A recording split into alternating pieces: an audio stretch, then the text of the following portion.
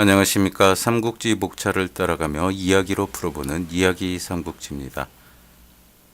이각과 곽사에게서 도망쳐 드디어 낙양으로 돌아온 황제. 하지만 황제를 기다리고 있는 것은 폐허가 된 낙양의 모습이었습니다. 정말 힘들게 도망을 왔어요. 그래도 집에 가면은 좀 편하겠지 하고 돌아왔는데 눈에 보이는 건 잿더미가 된 그런 궁궐밖에 없었죠. 거기다가 그 해에 흉년까지 들었습니다. 백성들이 생업에 제대로 종사할 수 없으니 흉년이 드는 것은 당연한 일이었죠. 먹을 것이 없는 백성들과 조정의 신하들도 땔감과 풀뿌리라도 구하려고 성 밖으로 나가 연명을 했습니다. 굶어 죽는 자들도 속출했어요. 상황이 이 지경이니 궁궐을 다시 짓는다는 것은 꿈도 꾸지 못할 그런 상황이었습니다. 그때 조조는 어가가, 즉 황제가 낙양으로 돌아온 것을 알고 있었어요. 그리고 장안에서 황제가 보낸 조서도 가지고 있었습니다. 조조는 이각 곽사와 표면적으로는 연락을 했어요. 이각 곽사에게 연락을 한 게 아니라 황제에게 연락을 하는 거죠. 하지만 중간에서 이각 곽사가 모든 내용을 다 알겠죠. 하지만 조조가 있다는 것을 꾸준히 조정에 알린 그런 수법? 수법이라고 하기는 그런 계책이라고 할까요? 제가 그런 큰 그림이 좀 있었던 듯 싶습니다. 황제 조서가 내용이 그거예요. 자신을 좀 구해달라 그런 내용의 조서였어요. 하지만 이게 시한이 지났죠. 시한이라고 딱 정해져 있지는 않지만 시간이 좀 지난 그런 조서였습니다. 하지만 그때는 비상사태인 시국이니까요. 언제든지 유효한 명분으로 삼을 만한 그런 조서이기도 했습니다. 이때 순욱이 나서서 말합니다. 예로부터 황제를 받드는 일은 상스러운 일입니다. 더구나 지금처럼 천하의 모든 군벌이 자신의 힘을 과시하는 이 시기에 황제를 받들어 천하의 민심을 모으고 황명에 거역하는 신하를 꾸짖어야 할 때입니다. 이 난신적자를 모두 황명으로 처리를 해야 된다. 이런 얘기이기도 하죠. 이 일은 늦어서는 안 되는 일이며 시급을 다투어 처리해야 합니다. 조조의 큰 계책에 맞는 말이었습니다. 하지만 힘이 부족했어요. 이제 막 연주가 안정이 됐거든요. 동소가 나서서 양봉에게 편지를 씁니다. 지금 낙양의 중심은 양봉이었어요. 사실 이 양봉은 그 황건의 무리와도 좀 맥이 닿아 있고 그래서 그 지위가 그렇게 높지는 않았습니다. 하지만 거느린 군사가 있어서 황제의 신임을 받고 있었어요. 지금 가장 필요한 것은 뭐였을까요? 그죠? 누군가로부터 자신을 지켜줄 무력이었습니다. 양봉은 거느린 군사는 많았어요. 하지만 군량이 없었죠. 군량은 조조가 넉넉했습니다. 왜? 둔전제의 효과가 나타나고 있었죠. 동소의 편지를 받은 양봉은 조조의 제의를 받아들입니다. 조조의 군량으로 자신의 군사를 먹이고 그 힘을 고스란히 자신이 지휘할 수 있는 남는 장사라고 생각을 한 거예요. 조조의 능력을 몰랐던 거죠. 양봉과 거래를 성사시킨 조조는 낙양으로 입성했습니다. 전 시간에도 약간 언급을 했지만 서로 죽일 듯 싸우던 이각과 곽사가 화해한 것도 이 무렵이었어요. 두 사람은 황제를 뺏기면 모든 일이 망친다는 것을 알고 낙양으로 군대를 진군시켰습니다. 때마침 조조가 도착해서 그들을 막을 수 있었어요. 196년 8월의 일이었습니다. 그리고 조조는 황제에게 인사를 드리고 술과 고기와 양식을 진상했습니다. 너무 강격한 황제는 조조에게 녹상서사의 직위를 부여했습니다. 요거 녹상서사 굉장히 중요합니다. 꼭 기억해 두시고요. 녹상서사는 왕명의 출납을 관장하는 모든 조정의 사무를 결재하는 위치. 조선시대로 치면 이 도승지와 좀 비슷한 맥락을 가지고 있습니다. 승상 겸 녹상서사가 돼요. 조조는. 그리고 그건 이제 좀 후의 일이고요. 조조가 승상이 된 것은 황제를 얻은 후에도 그건 좀 이따가 다시 이야기를 하도록 하죠. 하여간 조조는 녹상서사의 지위를 부여받았어요. 다른 관직은 뭐 받지 않은 거예요. 지금 당장은. 그러나 지금 황명은 턱 밑에 있는 원술에게도 미치지 못할 만큼 형편이 없었다. 아직은 이름뿐인 벼슬이었다. 또 여기는 양봉의 세력권이기도 했다. 요게 조금 애매한 그런 대목이죠. 턱 밑에 있는 원술이라는 것은 낙양 바로 밑에 원술이 근거를 틀고 있었는데 황제가 원술한테 뭐라고 명령을 한다고 해도 원술이 안 들어줘도 어떻게 원술을 처치할 방법이 없는 이렇게 가까이 있는데도 그리고 지금 현재 군사력으로는 양봉이 더 강했다는 그런 이야기이기도 합니다. 이때 동소가 또 나서서 일을 만들었습니다. 황제를 허현으로 모시려는 시도였습니다. 여기는 허창이에요. 현재 지명으로는 쉬창이라고 하고요. 그러나 자칫 이 일은 동탁과 같은 일로 비춰질 수도 있었습니다. 왜? 동탁은 장안으로 황제를 끌고 들어가서 많은 인심을 잃었죠. 권력가들에게는 힘을 못 쓰지만 백성들에게 황제는 중요한 존재였습니다. 그 황제가 겨우 낙양으로 돌아왔는데 다시 천도를 한다는 것은 모험이기도 했어요. 하지만 꼭 가야 할 길이기도 했습니다. 동소가 나섰습니다. 우선 최대 군벌인 양봉을 달랬어요. 여기는 식량을 대기가 어렵습니다. 가까운 노양으로 우선 황제를 옮기시지요. 노양은 양봉의 세력권이었어요. 양봉이 흔쾌히 허락을 합니다. 그러나 조조는 양봉의 세력권이 노양으로 가는 척하면서 허창으로 데리고 가버린 거예요. 양봉은 크게 놀라서 급히 군사를 몰고 조조를 공격했습니다. 하지만 황제를 끼고 있는 조조는 명분에서 앞서고 미리 양봉의 공격에 대비해 군사를 매복해두고 있었어요. 조조를 공격하는 것은 황제를 공격하는 게 돼버린 거죠. 양봉은 여지없이 패하고 원술에게로 달아날 수밖에 없었습니다. 조조는 이 싸움에서 양봉의 부장이던 서황을 얻었습니다. 서황 역시 조조에게 굉장히 중요한 장수입니다. 만총이 말로 설득을 한 것이에요. 낙양에서 허창으로 허창 거기에 대한 설명 좀 더 해드릴게요. 낙양에서 허도로 천도한 조조는 일단 황제를 극진히 모셨습니다. 그리고 허현의 명칭을 허도로 바꾸고 원래는 허현이었거든요. 그냥 지명에는 허자 하나만 표시가 되어 있어요. 허도로 고치고 수도로 삼은 거죠. 허도. 그리고 궁궐을 신축하고 많은 집기며 진상품을 올렸습니다. 그리고 아무 대가도 바라지 않음을 밝히는 상잡물소, 여기 한자로 써 있죠. 잡다한 물건을 올리는 상소문을 올렸습니다. 내용은 그래요. 지금 황제에게 진상한 물건은 자신이 진상하는 게 아니라 옛날 자신의 조상들이 황제에게 받은 하사품을 보관했다가 다시 돌려주는 것이라는 상소문이었습니다. 똑같은 물건을 주는데 황제를 좀 배려한 거예요. 조조의 충심이 묻어난다고 할 수 있어요. 이 당시부터 뭐 큰 그림을 그리고 이랬다고는 생각되지 않아요.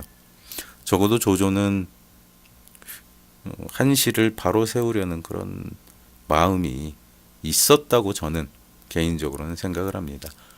그리고 이 상잡물소라는 조문 안에 그 마음이 다 담겨 있다고 그렇게 생각을 해요. 황제는 조조의 이런 마음 씀씀이에 감격해서 조조에게 다시 대장군 무평우를 제수했습니다. 그러니까 이제 처음에는 녹상사서를 줬는데 이제 조조가 대장군이 된 거예요. 그러나 지위가 높아졌다는 것은 강한 적이 생긴다는 것을 의미하기도 했습니다. 그 대표적인 인물이 원소였습니다. 언젠가는 자웅을 겨뤄야 할 상대지만 아직 힘이 미약하니 달래야 하는 상대였습니다. 그래서 황제에게 상소를 올려 원소를 태위에 임명을 했습니다. 근데 원소는 기분 나쁘다고 삐져서 받아들이지 않았어요. 그래서 조조는 판단을 했죠.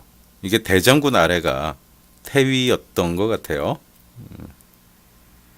그래서 조조는 대장군 지기 위해서 스스로 물러납니다.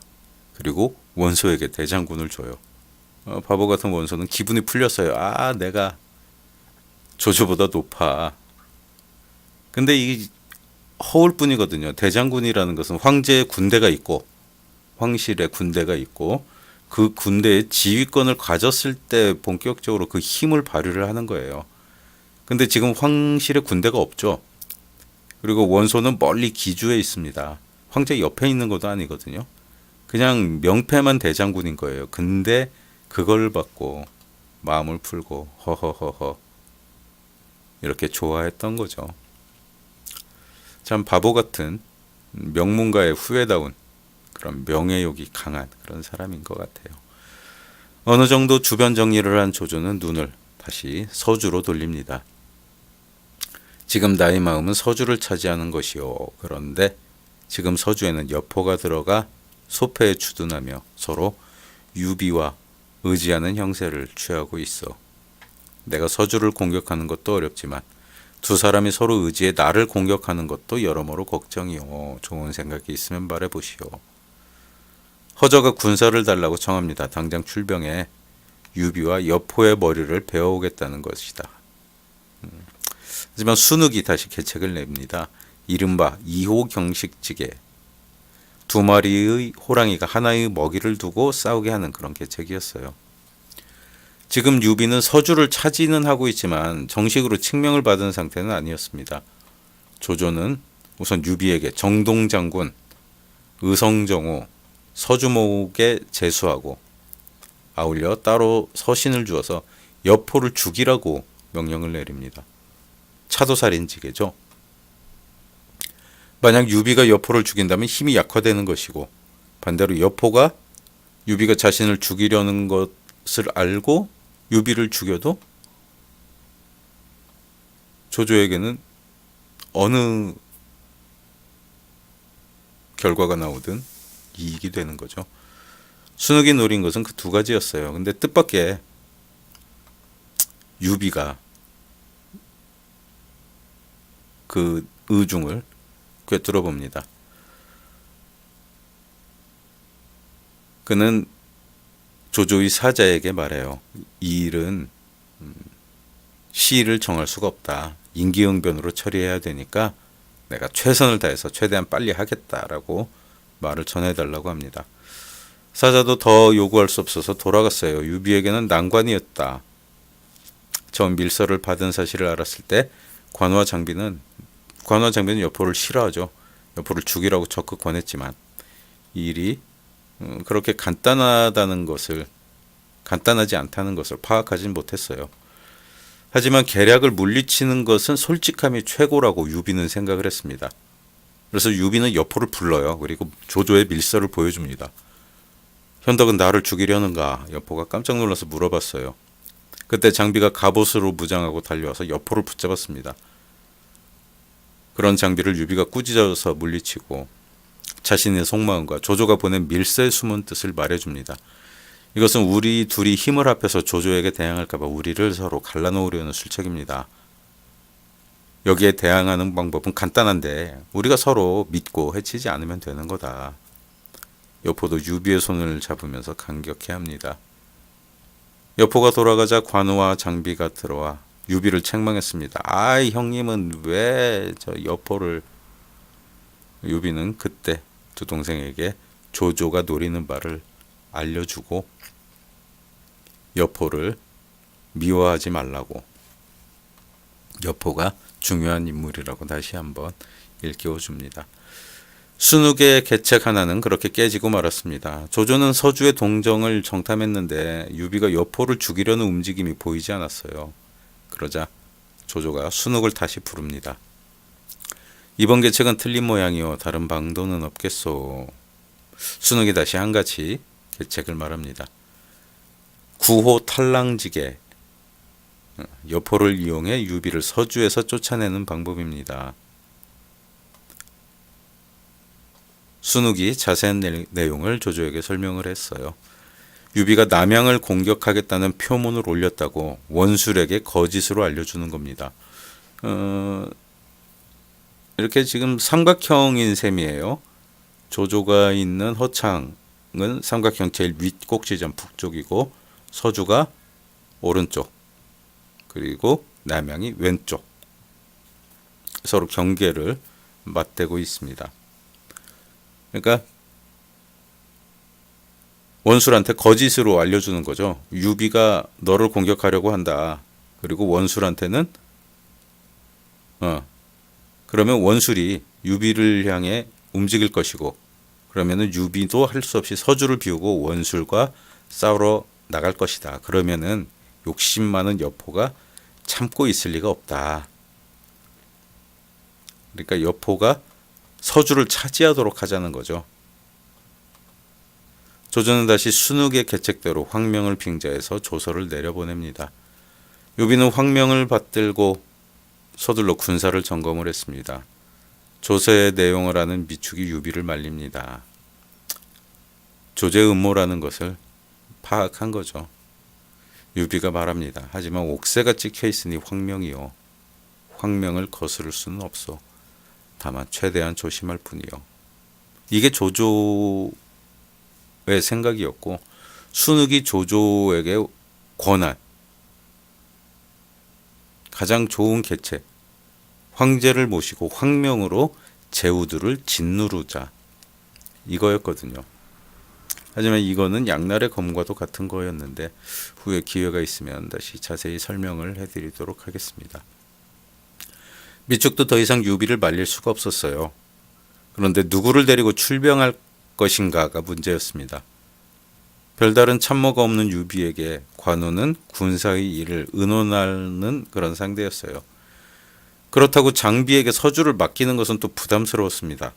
성질이 급하고 군사를 심하게 다루는 장비의 성격을 잘 알기 때문이었죠. 하지만 대안이 없었어요. 너 앞으로 술도 마시지 말고 화나는 일이 있어도 군사들 때리지 말고 제발 모든 일은 진등과 좀 상의를 해서 처리하고 내가 올 때까지 서주를 잘 지켜라. 관우도 옆에서 거들었어요. 이 서주는 우리 꿈을 이룰 발판이다. 절대 소홀하면 안 된다. 장비도 굳게 결심을 합니다. 유비는 진등에게도 별도로 장비를 잘 보필하라고 부탁하고 원술이 있는 남양으로 출발을 합니다. 한편 미리 조조로부터 귀뜸을 받았죠. 유비가 올 거라는 걸. 원술은 조조 편지를 받고 불같이 화를 내고 군사를 소집을 합니다. 오랫동안 남양의 털을 잡고 힘을 기른 원술의 힘은 조조도 함부로 할 수 없을 그런 정도였어요. 원술은 군사 10만을 모으고 기령을 대장으로 삼아서 유비와 싸우게 합니다. 양쪽의 군사는 우위에서 마주쳤어요. 유비는 적의 엄청난 군사에 놀랐습니다. 자신은 3만 병사를 거느리고 왔는데 적군은 10만 대군이었어요. 그러나 그냥 물러설 수는 없는 일이라 일단 진영을 편성을 합니다. 병법에 이르는 대로 뒤에는 산, 우측엔 물이 흐르고 있었어요. 이게 산을 배경으로 그리고 진영의 오른쪽에 물이 흐르는 곳에 진영을 편성해라 이런 이제 병법이 있었던 것 같아요. 어떤 책인지는 모르지만 기령도 급하게 싸울 일이 아니라 우선 진영을 편성하고 군사를 정돈을 합니다. 그리고 며칠 후 조조의 진영 앞에 나와서 싸움을 도두었습니다. 그러나 오랫동안 조련한 관우의 기병이 달려들어서 기령의 선봉부대를 괴멸을 시켜버립니다. 기령은 가볍게 상대할 수 없다고 판단하고 본진을 물려서 회음강에 진을 치고 대치 상태를 유지했습니다. 유비도 병력이 적으니까 섣불리 공격하지도 못하고 그렇다고 철수할 수도 없는 상황이라 전투는 지구전으로 바뀌고 있었습니다. 이렇게 유비가 시간을 보내고 있을 때 서주에 남겨진 장비는 서주의 모든 일을 진등에게 맡기고 군사훈련만 시켰어요. 술도 마시지 않았습니다. 진짜 독하게 형님 말을 따르면서. 그런데 그날 도저히 참을 수 없는 사건이 일어납니다. 금단현상이 나타난 거예요. 그렇다고 유비와 약속을 함부로 어길 수도 없어서 고민하다가 핑계를 생각해내고 술자리를 마련해 관원과 지휘관들을 불러 모읍니다. 오늘 이렇게 니들 부른 건 그동안 우리 고생했잖냐. 형님도 가고 우리 군사 훈련시키면서 뺑이도 치고 그래서 너희를 좀 위로하려고 내가 너희를 모았다. 앞으로 우리 형님이 돌아오실 때까지 앞으로 술도 삼가하고 서주 잘 지키자. 진짜 오늘 마지막으로 술 한잔 먹고 형님이 올 때까지 우리 술 절대 마시지 말자. 핑계죠. 이른바 금주의식이었습니다. 장비는 그동안 마시지 못한 술을 진짜 원없이 마셨어요. 그러다가 술버릇이 나왔습니다. 성문을 지키던 군사 하나가 재수없게 걸렸어요. 그는 자세가 바르지 못하다는 이유로 장비에게 매질을 당했습니다. 그때 마침 순찰을 돌던 조표가 그 광경을 목격합니다. 조표는 조조가 서주에 쳐들어왔을 때 선봉에 서서 조조에게 대항하려던 장수였어요. 그러니까 원래 서주 사람인 거예요. 조표는 군사를 자신이 꾸짖겠다며 장비를 말립니다. 그러나 불똥이 조표에게 튀었어요. 장비는 이번에 조표를 매질하기 시작했습니다. 그러던 장비는 어느 정도 기분이 풀렸는지 현청으로 들어가 잠에 골아 떨어집니다. 조표는 분하고 억울했어요. 그는 서주 토박이로 병사들의 많은 신임을 얻고 있었습니다. 정상적으로 따지면 유비가 데려온 군사들은 서주 군사에 비해 많지가 않았어요. 그리고 그 군사들은 이미 남양으로 출전해 있는 상태였습니다. 지금 서주에 남은 군사들은 오래전부터 조표가 이끌던 군사들이었어요. 거기다가 조표가 매질을 당했다는 소식을 들은 부장들이 찾아와 조표를 위로하면서 울분을 토합니다. 마침내 조표는 결심을 하고 장비를 죽이기로 했어요. 하지만 장비의 측근에는 장비의 친위 군사가 있었고 장비가 또 워낙 싸움을 잘하잖아요.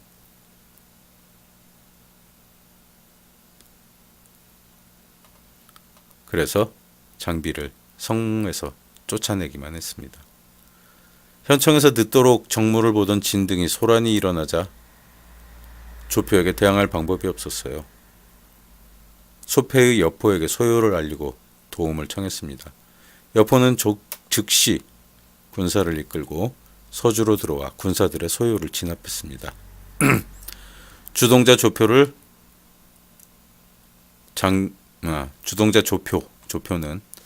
여기 오타가 있네요. 장비를 끝까지 추격하다가 장비에게 죽었습니다. 장비는 이제 여포가 차지한 서주성으로 들어갈 수도 없었어요. 그래서 그 길로 우위에 있는 유비에게 달아납니다.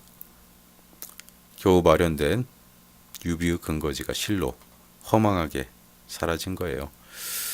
삼국연의에서 이 사건의 핵심 인물인 조표는 여포의 장인으로 등장을 해요.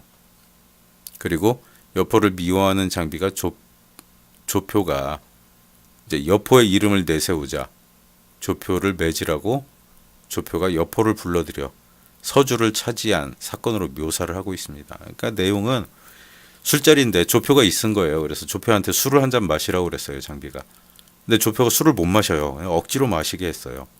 그러다가 조표를 두드려 패죠.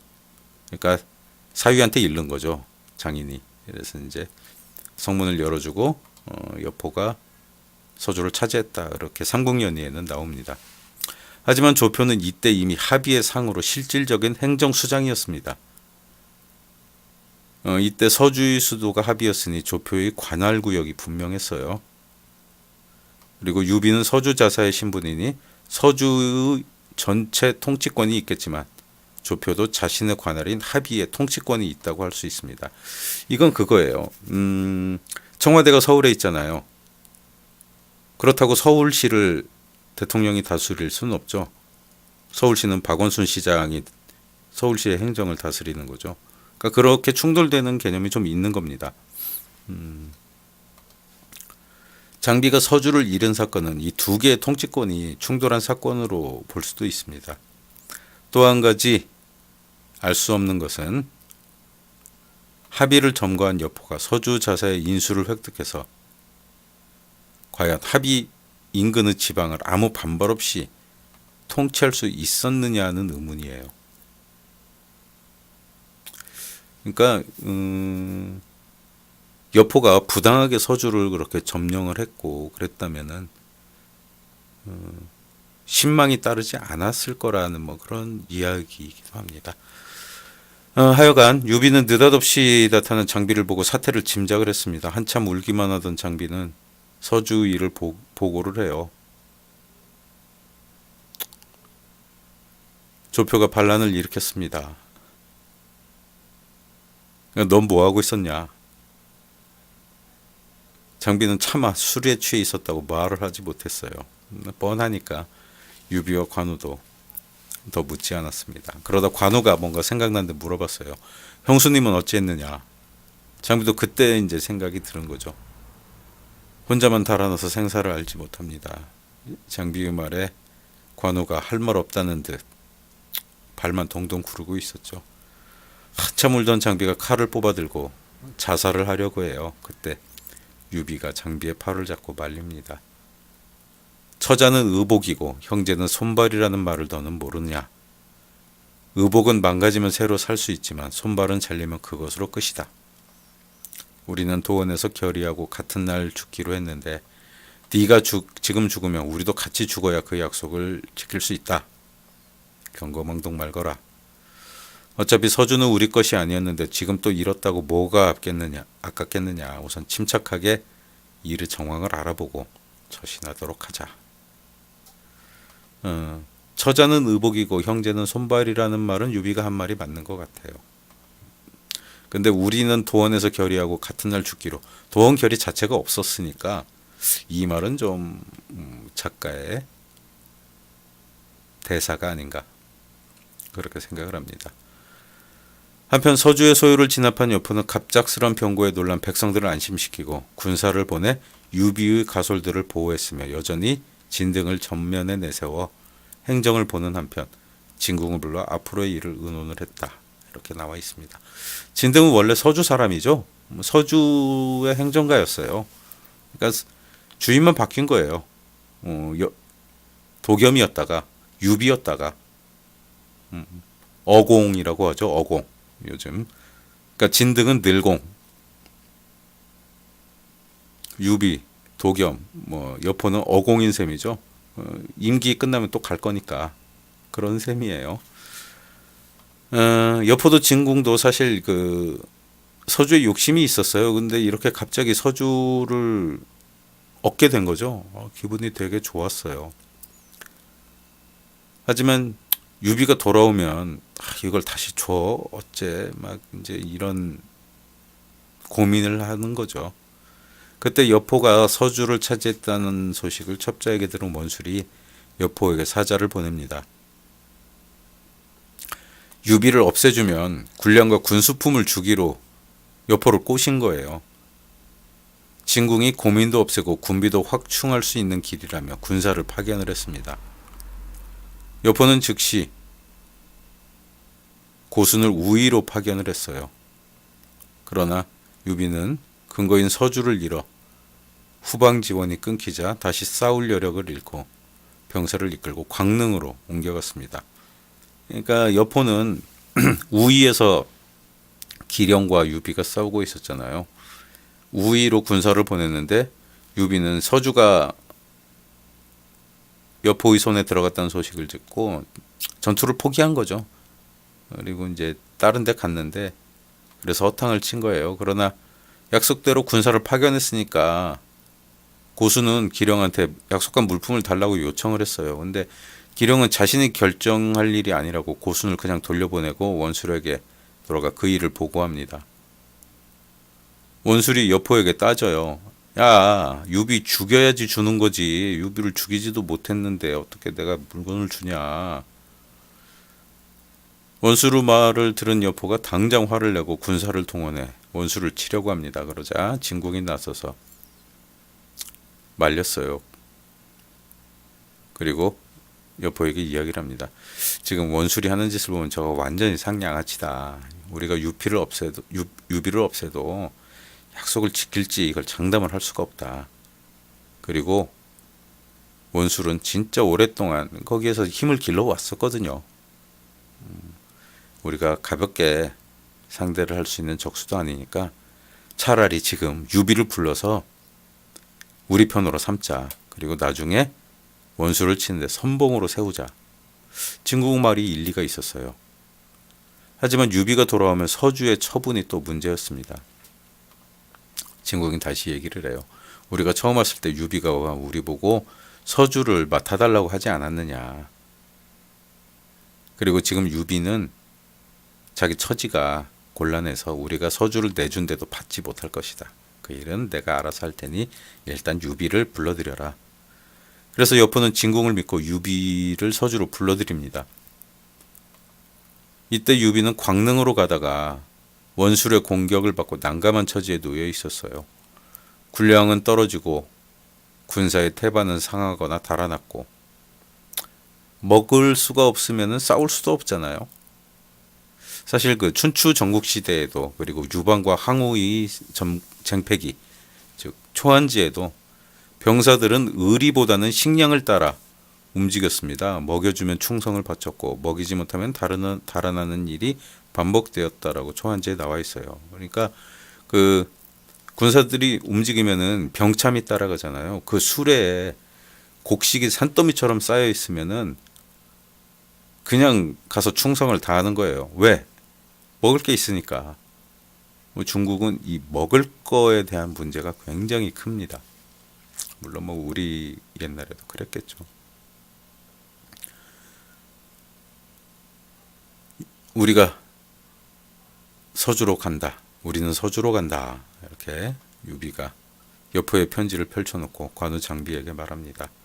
관우가 신중하게 말해요. 여포가 우리를 불러서 죽이려는 수작이 아닐까요? 우리는 이대로 둬도 누군가 공격을 받아 죽을 수도 있다.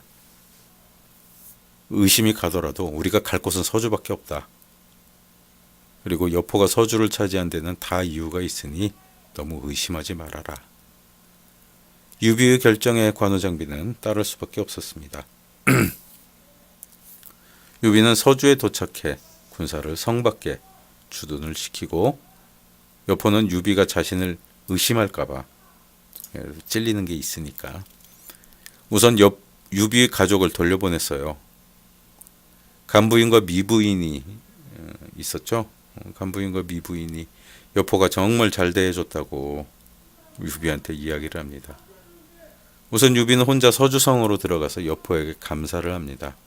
그리고 진궁을 시켜서 서주에 인수를 가져오게 해서 유비 앞에 내려놓았습니다. 조표가 반란을 했소. 내가 진압했소. 이제 서주를 다시 돌려받으시오. 그러나 유비가 사양을 해요. 이 동생은 이미 서주를 형께 드리려고 했습니다. 저는 가족을 잘 보살펴 주신 것에 감사할 뿐입니다. 진공의 예상대로 유비는 서주를 돌려받지 않았습니다. 아니 내심으로 받고 싶었어도 받을 수 있는 입장이 아니었을 것입니다. 결국 유비는 소패에 주둔을 했습니다. 순후국 9호 탈랑지계가 마침내 성공한 것이었어요. 이게 196년의 일이었습니다. 다음 시간에는 손책이 다시 재기하는 과정에 대해 이야기해 보도록 하겠습니다.